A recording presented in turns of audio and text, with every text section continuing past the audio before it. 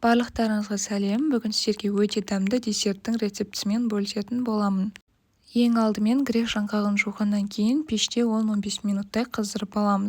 Маған керекті нәрселер сметанасы, ананас, при желании сгущенкасы және де грецкий орех.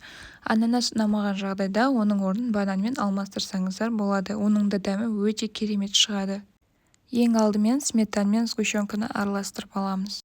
Менде бұл рецептпен 4 ыдысқа жететін десерт шығады, яғни 375 грамм сметана салған болсам, оған 190 грамм сгущенка саламын.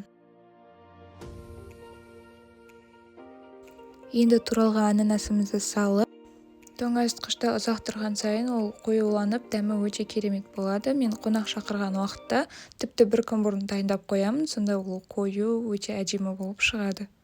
Десертті кез келген жеміспен сәндеп қойсаңыздар болады. Астарыңыз дәмді болсын.